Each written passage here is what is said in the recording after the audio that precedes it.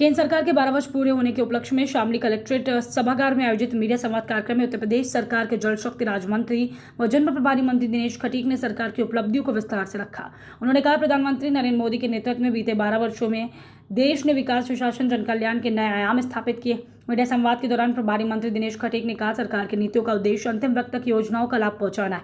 उन्होंने बताया कि गरीब कल्याण, किसानों के हित, महिलाओं के सशक्तिकरण, युवाओं को रोजगार, आधारभूत ढांचे के विकास पर लगातार काम किया गया है। उन्होंने दावा किया कि सड़क, रेल, डिजिटल सेवाओं, स्वास्थ्य सुविधाओं में अभूतपूर्व सुधार हुआ है, जिससे देश तेजी से आगे बढ़ रहा है। मंत्री ने कहा, प्रधानमंत्री आवास योजना, आयुष्मान भारत, उज्ज्वला योजना, हर घर जल, किसान सम्मान निधि, डिजिटल इंडिया जैसी योजनाओं ने करोड़ों लोगों के जीवन में सकारात्मक बदलाव किया है।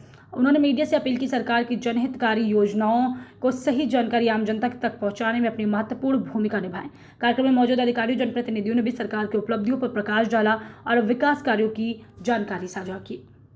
खुद कहा कि तेल का बचाव करें, ईंधन का बचाव करें, तो उसको लेकर के क्या कहेंगे जनता से? 12 साल बेमिसाल, और ये हमारे लिए एक बहुत ही गौरव का पल है कि देश के यशस्वी प्रधानमंत्री आदरणीय मोदी जी के नेतृत्व में जहां विश्व के अंदर एक अपनी पहचान भारत की बनाने का काम आदरणीय मोदी जी के नेतृत्व में हुआ है। और जो अभी आपने बोला है कि देश के अंदर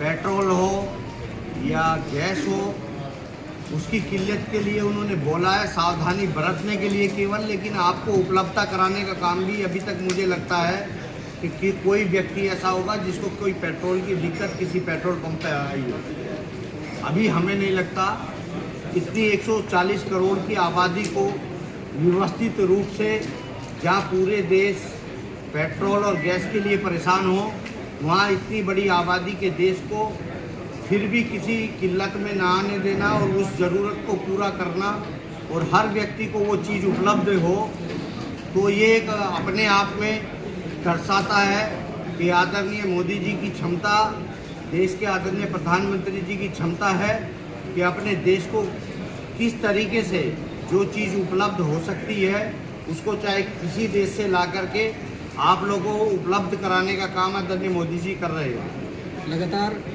देश में जो है काम हुआ है, लेकिन जो लगातार महंगाई है, विपक्ष कह रहा है कि महंगाई ज़्यादा बढ़ गई है, सभी चीज़ों के दाम जो है डबल हो गए हैं, उसको लेकर के फिर सरकार क्या करेगी? 2014 से पहले जो महंगाई थी और अब में वो दर देख लीजिएगा, और इकोनॉमी आपकी कहाँ थी उसको आप देखिएगा, कौन से स्थान पे आपके देश की इकोनॉमी थी और आज आदरणीय प्रधानमंत्री मोदी जी के समय में आकर के खड़ी हो गई है। समय 12 साल के बाद कितनी चीज़ें बढ़ी हैं आप ये देखिएगा, जो चीज़ें सस्ती हुई हैं उसको देखिएगा, उनका कंपैरिजन करिए। लेकिन मैं फिर बता रहा हूँ, आज हम ये कह रहे हैं, अभी आप कहोगे ये मंत्री जी ने ऐसी बात कह दी, पाकिस्तान में लोग लाइन में लग के आटा लेते हैं, हमारे यहाँ फ्री में आटा दिया जाता है, गेहूँ दिया जाता है ज़रूरतमंद लोगों को। ये हमारा देश है, वहाँ पर लोग चौगुने 5 गुने रेट पर और आपाधापी होती है आटे के लिए। तो ये 140 करोड़ की जनता का विश्वास आदरणीय मोदी जी पर है, इसलिए हमारा देश आगे बढ़ रहा है, उन्नति कर रहा है, प्रगति कर रहा है। शामली जिले में स्वास्थ्य विभाग को लेकर के सवाल उठे हैं। अच्छा, स्वास्थ्य विभाग के लिए जो पहले कमियां थी वो दुरुस्त की गई हैं, और जो आपने बताया उसको भी दुरुस्त किया जाएगा। लेकिन 5 नेशनल हाईवे आपके यहाँ बन गए। शामली जिला मुझे लगता है चारों तरफ से बिल्कुल ऐसा लगता है जैसे कोई स्टेडियम बन गया हो, मिनी नोएडा है, मिनी नोएडा में बन गया। आप कह रहे सांसद जी, ये गर्व की बात है। मैं शामली जिले को देखता हूँ तो मुझे लगता है कि उत्तर प्रदेश के अंदर 5वें स्थान पे शामली जिला है भी, कि इतना अच्छा जिले, चिकित्सालय बन गया, कलेक्ट्रेट बन गया, खेल कूद के स्थान बन गए, हर घर जल योजना, मतलब तमाम ऐसे कार्यक्रम आपके ज़िले में हुए हैं। हमारे जनप्रतिनिधियों ने ग्राम सभाओं में काम करे हैं, बच्चों के खेल कूदने के पार्क बनाए हैं, मतलब ऐसी योजनाएं दी हैं आदरणीय योगी जी के नेतृत्व में कि आप कल्पना से परे हैं।